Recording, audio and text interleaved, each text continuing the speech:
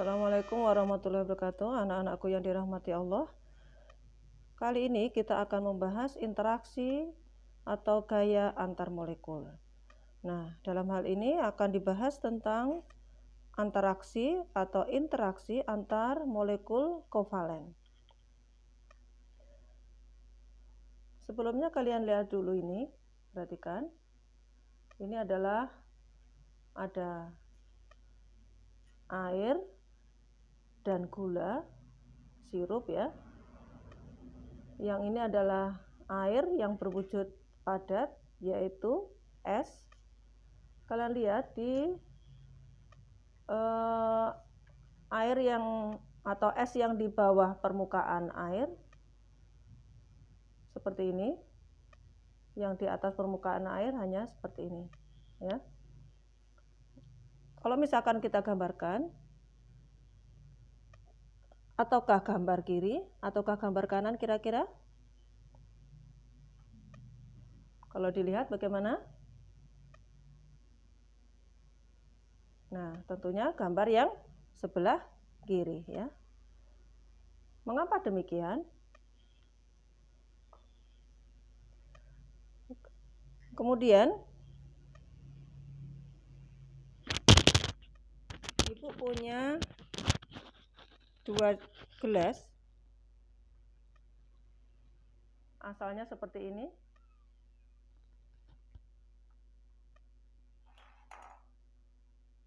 Kemudian menjadi seperti ini. Ya. Permukaannya menjadi menggembung ya. Sebelum dan sesudah. Sebelum proses pembekuan dan ini adalah sesudah proses pembekuan.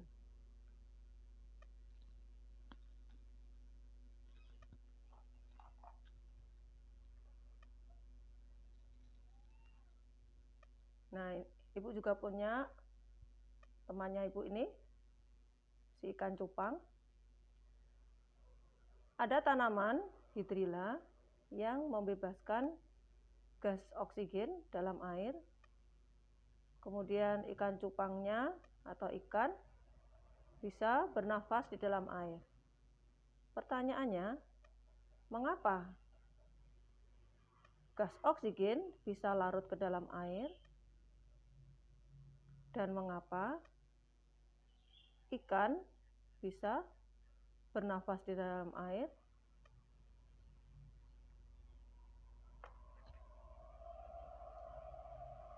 Nah, interaksi atau gaya antar molekul ini adalah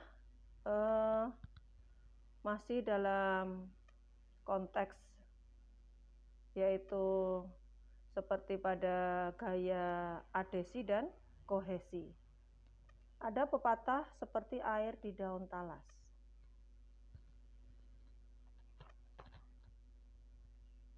Nah, Ibu punya temannya daun talas.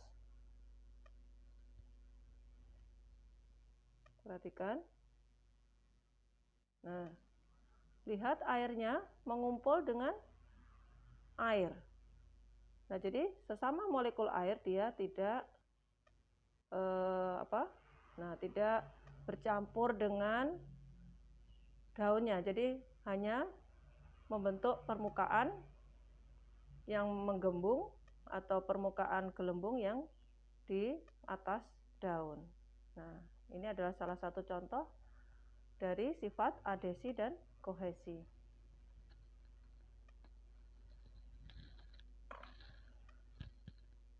Kali ini kita akan membahas yaitu yang pertama tentang ikatan hidrogen.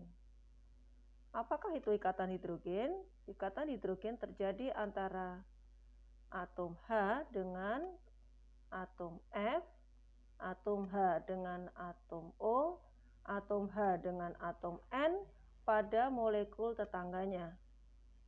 Nah, jika misalkan Ibu contohkan di sini ada molekul-molekul air, ini hanya Ibu gambarkan dengan 3 molekul air. Jadi ikatan hidrogen nanti terjadi pada atom H dengan atom O pada molekul tetangganya. Ini dengan molekul tetangganya.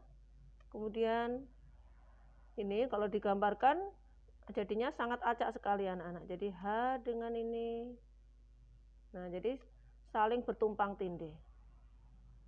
Nah, jadi antara H dengan F dengan H dengan O, H dengan N pada molekul tetangganya.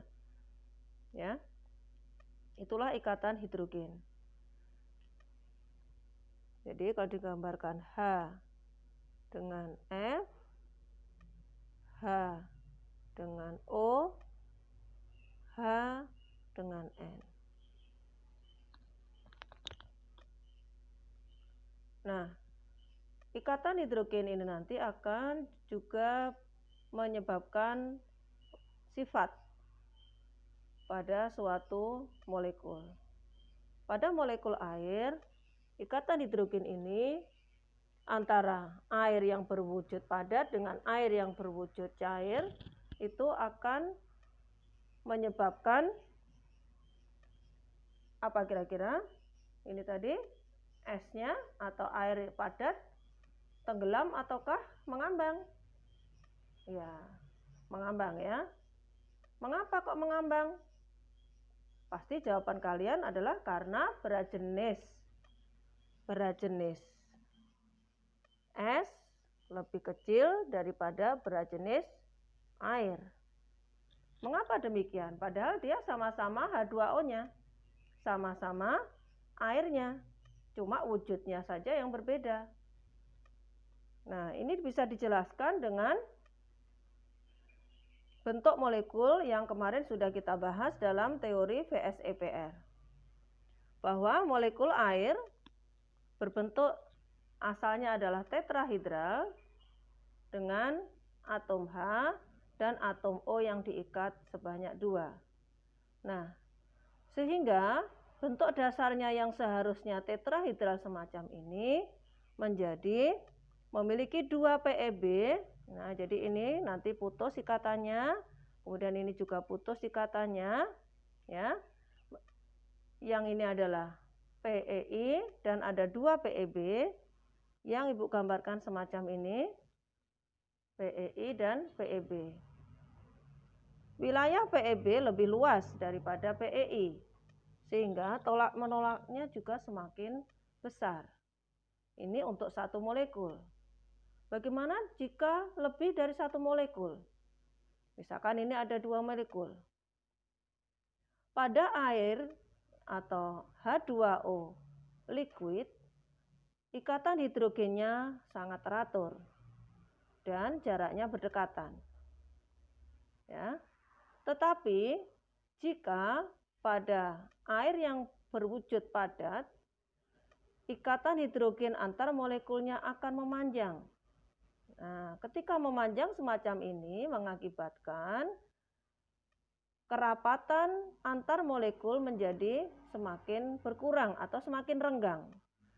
Karena semakin renggang, maka massa jenisnya akan semakin berkurang. Nah, karena semakin berkurang itu, maka air akan es akan mengambang di atas air, ya, seperti ini. Dan es yang di permukaan air lebih kecil daripada yang di bawah permukaan. Nah, jadi sehingga ini tadi si air yang berwujud cair dengan air yang berwujud gas, yang berwujud padat menjadi lebih mengembang yang berwujud padat. Jadi memuai gitu, nak. Nah, karena ini tadi H2O, ikatan hidrogen pada H2O air lebih sempit dan yang pada H2O padat lebih memanjang, lebih mengembang sehingga volumenya makin membesar. Nah, akhirnya kita kaitkan dengan anomali air. Apa itu anomali air? Anomali air adalah keistimewaan dari air di mana dia pada titik bekunya volumenya justru malah mengembang. Pada titik beku air, pada titik beku H2O atau air, dia volumenya makin membesar. Padahal pada zat-zat cair lainnya dia malah menyusut. Jika dibekukan, maka suatu zat cair itu akan menyusut, tetapi pada air enggak. Pada titik bekunya yaitu 0 derajat Celcius, maka si air itu justru volumenya akan makin membesar. Ini Ibu punya gambar yang lebih amazing lagi. Nah, apa ini anak-anak? Ini adalah gambar gunung es, Masya Allah. Ya. Nah, di bawah air justru volumenya 90% lebih banyak dari yang di atas air. Yang di atas air hanya 10%, yang di bawah air 90%.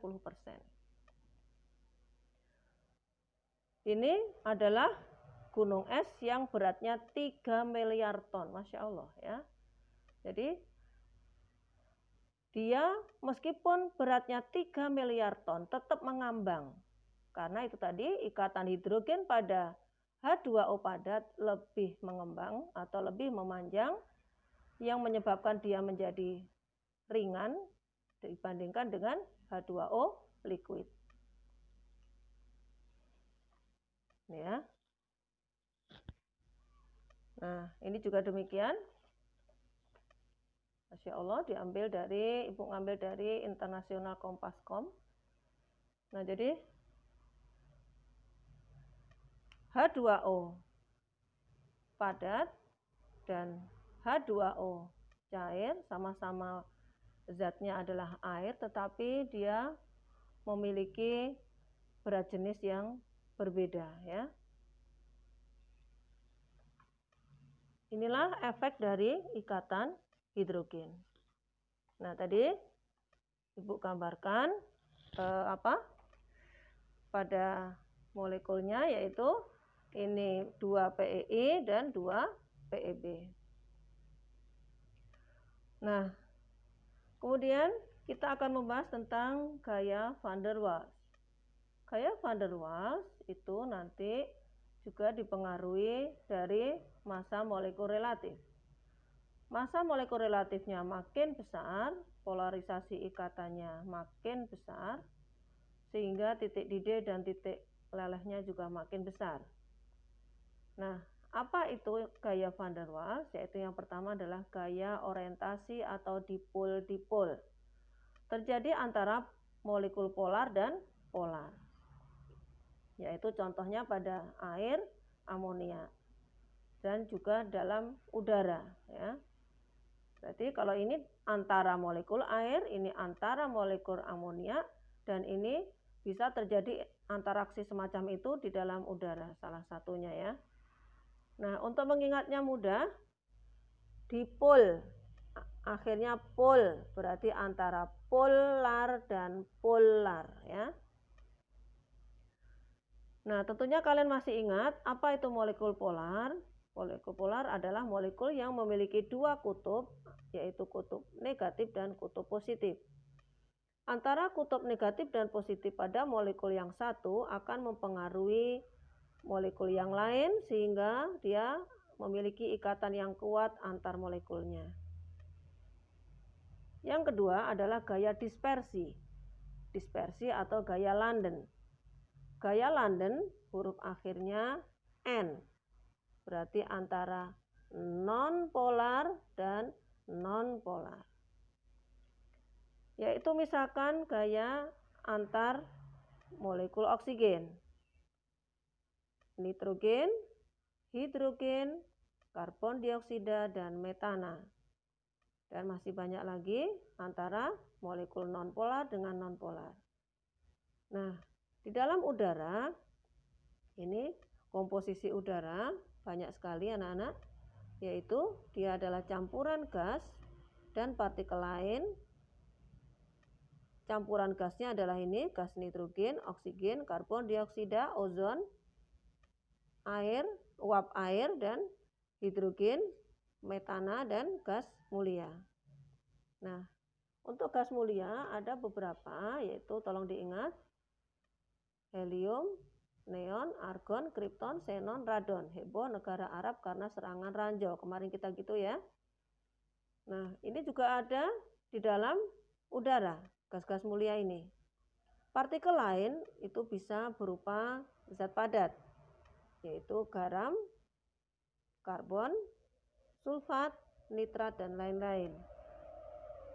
Nah, sebelum kita membahas tentang udara, kita lanjutkan dulu ini. Mengapa molekul nonpolar dengan nonpolar yang tidak bermuatan bisa saling berikatan? Molekul nonpolar yaitu dia memiliki muatan yang merata. Tetapi dalam 1 detik, elektronnya bergerak miliaran kali anak-anak, mengelilingi inti miliaran kali.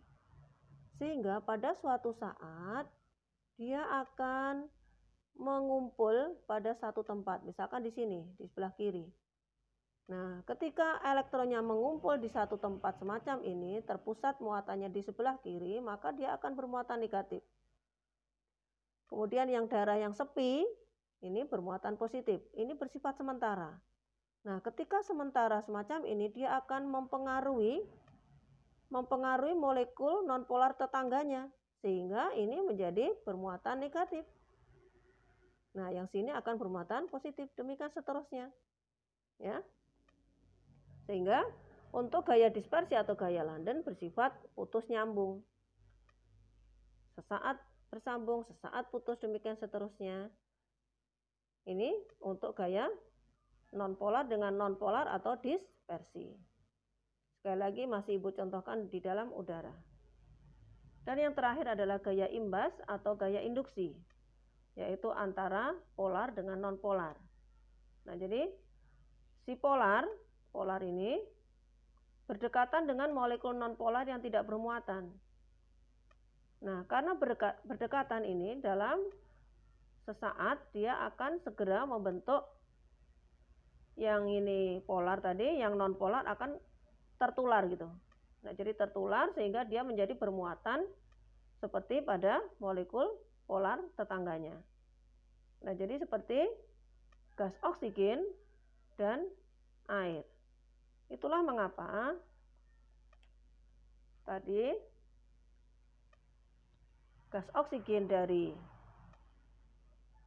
hidrilla bisa larut ke dalam air. Nah, gas oksigen yang di dalam air akan dimanfaatkan oleh ikan untuk hidup di habitatnya, yaitu di perairan. Ya. Demikian juga antara molekul air dan CO2. Ini juga dalam udara juga masih Ibu contohkan di sini. Tolong diingat anak-anak, pada suatu materi atau zat bisa lebih dari satu jenis gaya interaksi atau antaraksi antar molekul. Jadi tidak bisa kita bilang bahwa yang ada di air perairan ini hanya ikatan hidrogen aja, enggak. Tapi di sini juga bisa bekerja ikatan hidrogen, gaya imbas atau induksi, dan gaya London atau dispersi dan sebagainya.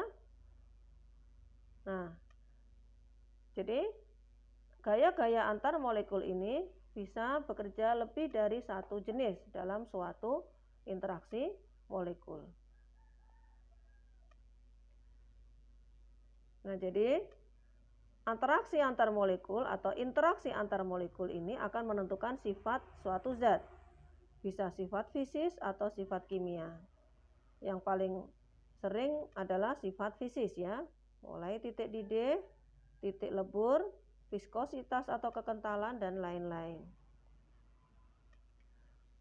Nah, ini tadi Ibu contohkan, misalkan ada udara yang terperangkap di dalam wadah ini, gelas Erlenmeyer dan lampu ukur ini. Nah, jadi dia tidak kosong anak-anak. Jadi gelas ini berisi udara. Apakah udara itu kosong? Tidak.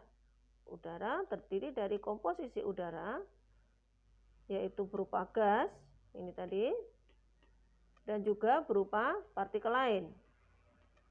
Tapi Masya Allah, antara zat-zat ini di dalam udara tidak kelihatan.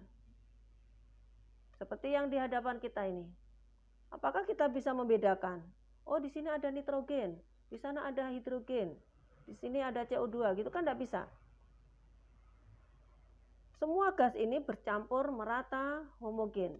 Nah, Masya Allah. Jadi ini sebagai bukti bahwa di dalam suatu zat atau materi bisa bekerja berbagai macam gaya, bisa ikatan hidrogen, ikatan dipol atau gaya dipol, gaya dispersi, gaya imbas atau induksi, dan banyak lagi gaya lain yang ada di sekitar kita yang tentunya belum kita bahas di kali ini.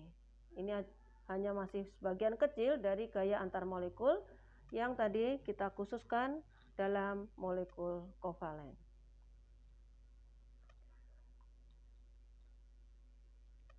Tolong diingat ya anak-anak ya. A wonderful life inside chemistry.